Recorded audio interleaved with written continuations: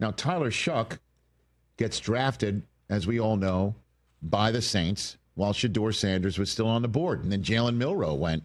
And then Dylan Gabriel to Cleveland.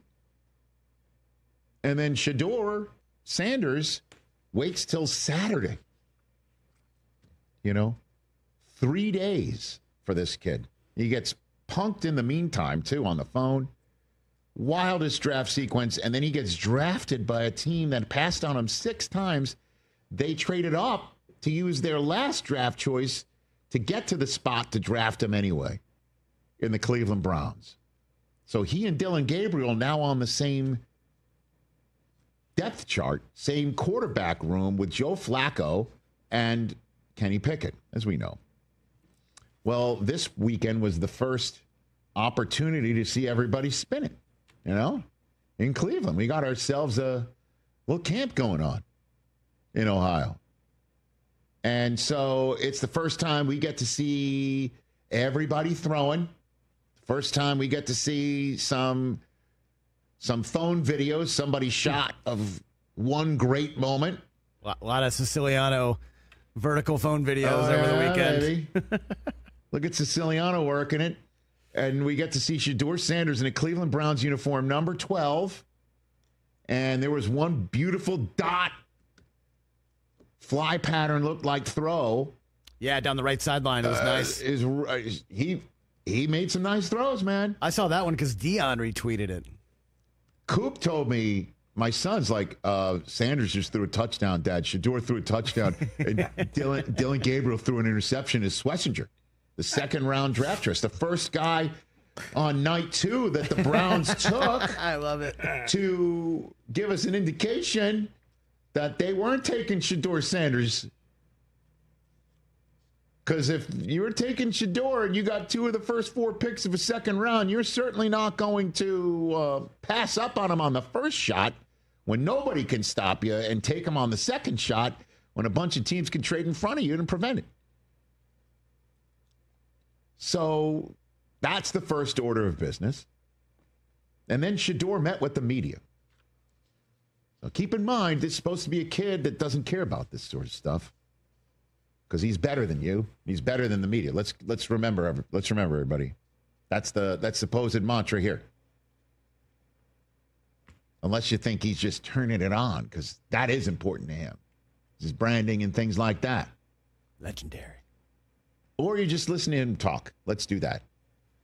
First order business, he was asked how he was handling the drop in the draft and how his spirits were being kept up. I mean, you just got to step back and look at life. Like, you're in a great situation overall that you're able to be healthy. That's one thing going through, even with my brother going through an injury and my pops and everybody in the family, like, you value life and you value opportunity and just waking up every day a different way. So that's kind of why it's nothing for me to really, no matter what, in any situation, I can't really be fazed by it. It's like playing quarterback. You go down there, you may have not scored the whole game or whatever, but then when it gets to that final 2 minutes and it's time to lock in extra, you can't be in your feelings. You can't be down about anything. You still got another chance. Wow, is that a kid with perspective? All right, next up, here he is talking about people who don't believe in him. So pretty much everybody but Mel Kiper. Hit it. Not here to prove people wrong. I'm here to prove myself right. Yep. Sounds great. I love it. I love it. I do love it. So, of course, he was asked about wearing number 12. And this is a soundbite that, taken just like this, of course, everybody was throwing it, in his direction to sort of, slime him. But Shedeur Sanders says his is going to have a similar story to Tom Brady's. Oh, my goodness gracious. He's wearing 12. Brady is a mentor to him. This just did. His dad might have connected the two of them together. I'm biased. You know how I feel about this kid. Again, I've known him since he was a little kid. So, Brady's a mentor to him. And by the way, Cleveland Browns fans would love for him to have the Brady story. 5th round selection. Yeah. What are we calling it? We're calling it the Shedeur 5, right? The 5 quarterbacks taken before him. Including his teammate. Right? The 2 first-rounders, Dart, obviously Cam Ward, and Milroe Shuck, his teammate, Dylan Gabriel. Shedeur was asked about his popularity. Check it out. Shedeur, you have incredible popularity. You're just starting your career and you're immensely popular. Why do you think that is? Why do you think? You're likable. Well, yeah. I guess that's what it is. I just be myself every day. You know, I can't control what's external. I can only control what's internal. I love that question where you said, what do you think it is? Because you know why the initial question came, right? One would think. Again, I don't know the reporter or what it is. Why are you so famous? Why are you so popular? Oh, because who your dad is.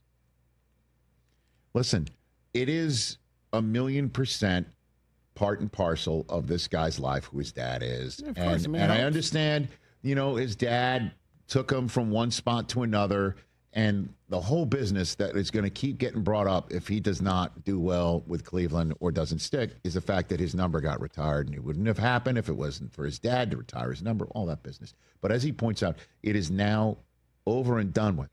He's now had his first press conference, and he handled himself brilliantly, I thought. On top of it, he's done well already. He's already visited his school in Cleveland. He's trying to be under the radar. I thought he was supposed to have a camera team with him. Now, you could say he would have had a camera team with him if he was a first-round draft choice or second-round draft choice. I guess we won't ever know. Oh, and by the way, there is a Heisman Trophy finalist he's battling for the job. Let's talk about Dylan Gabriel. He had this to say about the 4-quarterback race and his role in it in Cleveland. I think it's so early. You know, for me, I said that in the sense that I only know one way to prepare. I only know one way to work, and that is as the starter. You know, I've played a bunch of ball and have a lot of experience, so I'm going to use that to my advantage. But for the most part, I can't say that right now. I got to continue to dominate the moment and have great practices. As you build upon that, you know, I still look forward to meeting my new teammates, you know, the vets on Monday. So I think that'll be a question down the road. But I think every day I approach is like I'm going to go get that rep. And, you know, I live it like that. Okay. Hey, that's a formidable opponent for Shedeur right there, man. That is a formidable opponent. We met him too. He is a winner.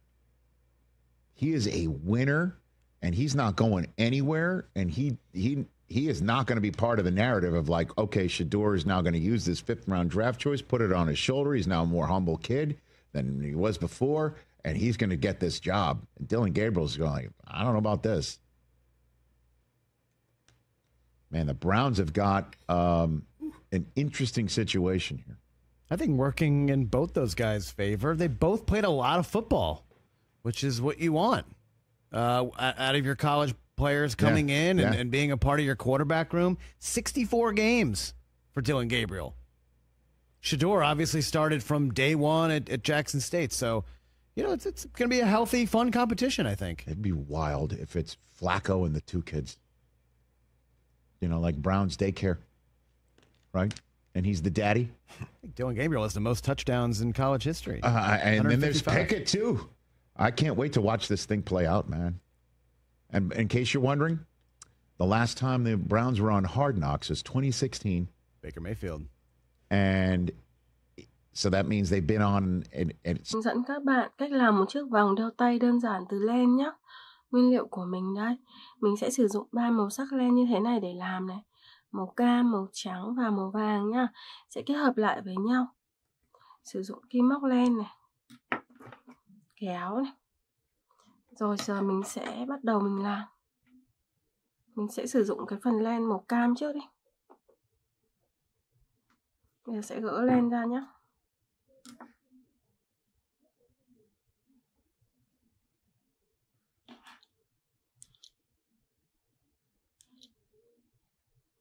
Mình sẽ đo Mọi người làm vòng cho ai đo với tay người đó nhé. Đây, sẽ được một cái đoạn như này. Mình chấm làm đôi.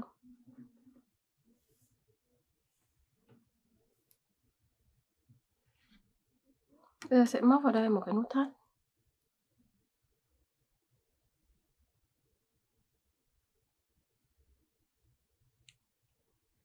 Móc vào.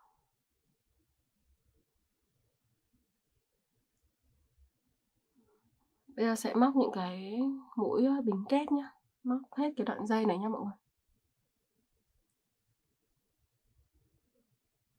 Đây, móc xuống đây.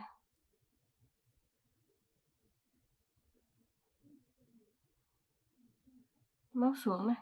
Cứ từng mũi cho mình. Mình móc lần lượt cho đến hết nhá.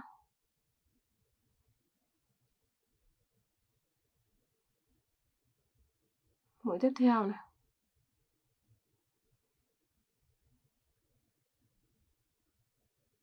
Tiếp tục móc.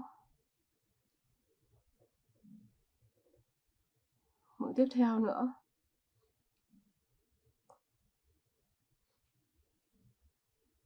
Tiếp tục móc.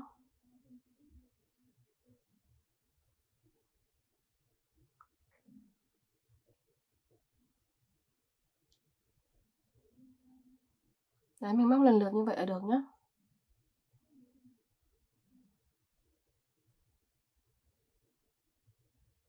Đấy, móc tiếp này.